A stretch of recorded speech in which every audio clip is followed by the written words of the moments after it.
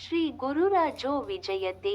ನಮಸ್ಕಾರ. ರಾಘವೇಂದ್ರ ವ್ಯಕ್ತಿತ್ವ ವಿಕಾಸ ಕೇಂದ್ರ, ವಿಜಯಪುರ, ಕರ್ನಾಟಕ, ಭಾರತ ನಿಮ್ಮೆಲ್ಲರನ್ನೂ ಸ್ವಾಗತಿಸುತ್ತೇನೆ. ಮೊದಲನೆಯದಾಗಿ, ಇಂತಹ ಹೊಸ ಕೆಲಸವನ್ನು ಮಾಡಲು ನೀವು ನಮಗೆ ಸ್ಫೂರ್ತಿ ನೀಡಿದ್ದಕ್ಕಾಗಿ ನಾನು ನಿಮ್ಮೆಲ್ಲರಿಗೂ ನನ್ನ ಹೃದಯದ ಧನ್ಯವಾದ ಹೇಳುತ್ತೇನೆ.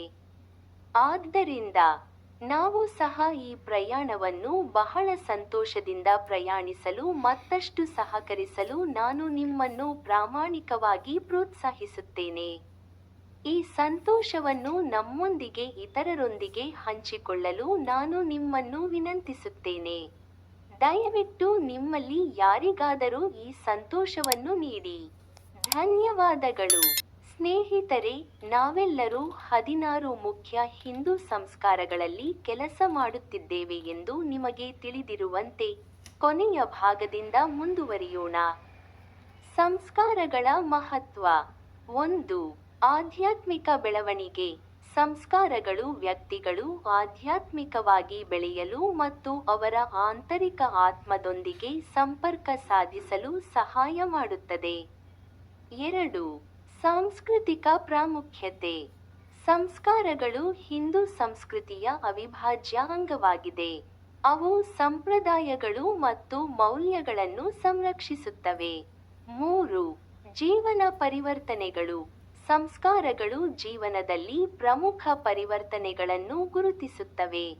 ನಿರಂತರತೆ ಮತ್ತು ಆಚರಣೆಯ ಪ್ರಜ್ಞೆಯನ್ನು ಒದಗಿಸುತ್ತವೆ.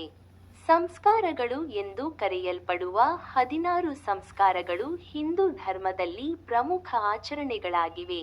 ಇದು ವ್ಯಕ್ತಿಯ ಜೀವನದ ವಿವಿಧ ಹಂತಗಳನ್ನು ಗುರುತಿಸುತ್ತದೆ.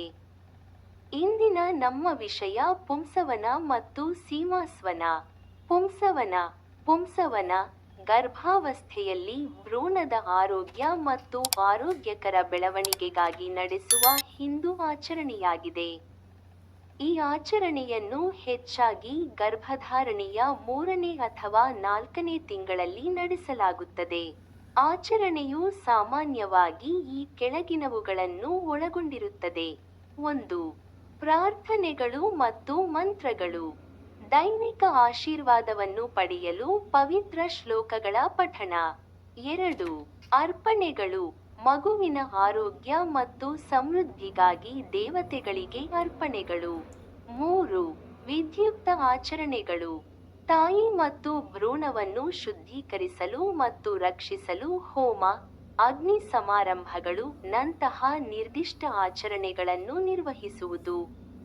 ಪುಂಸವನದ ಉದ್ದೇಶಗಳು. 1. ಭ್ರೂಣದ ಆರೋಗ್ಯವನ್ನು ಖಚಿತಪಡಿಸುವುದು. ಮಗುವಿನ ದೈಹಿಕ ಮತ್ತು ಆಧ್ಯಾತ್ಮಿಕ ಯೋಗಕ್ಷೇಮವನ್ನು ಹೆಚ್ಚಿಸುವುದು. 2.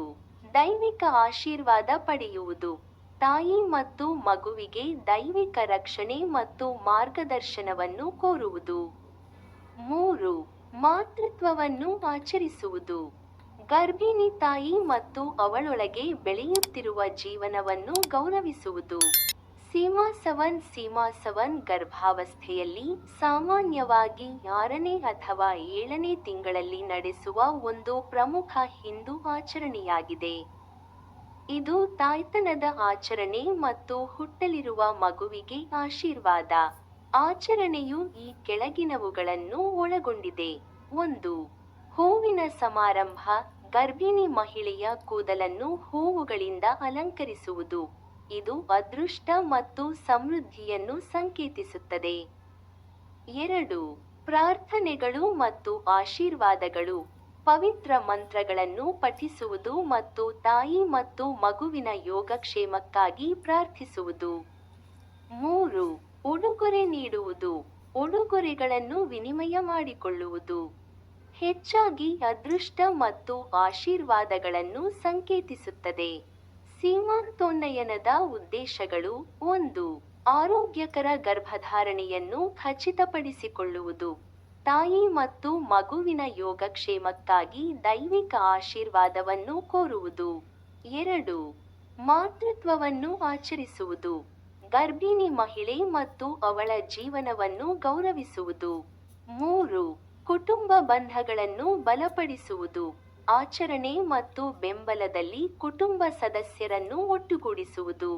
ಪ್ರಾದೇಶಿಕ ವ್ಯತ್ಯಾಸಗಳು. ಸ್ಥಳೀಯ ಪದ್ಧತಿಗಳು ಮತ್ತು ಸಂಪ್ರದಾಯಗಳನ್ನು ಪ್ರತಿಬಿಂಬಿಸುವ ಆಚರಣೆಗಳು ಪ್ರದೇಶಗಳು ಮತ್ತು ಸಮುದಾಯಗಳಲ್ಲಿ ಬದಲಾಗಬಹುದು. ವೈಯಕ್ತಿಕ ಆದ್ಯತೆಗಳು. ಕುಟುಂಬಗಳು ಸಮಾರಂಭದಲ್ಲಿ ವೈಯಕ್ತಿಕ ಆದ್ಯತೆಗಳು ಮತ್ತು ಸಂಪ್ರದಾಯಗಳನ್ನು ಸೇರಿಸಿಕೊಳ್ಳಬಹುದು. ಸ್ನೇಹಿತರೆ, ನೀವು ಇಂದು ಈ ಮಾಹಿತಿಯನ್ನು ಆನಂದಿಸಿದ್ದೀರಿ ಎಂದು ನಾನು ಭಾವಿಸುತ್ತೇನೆ.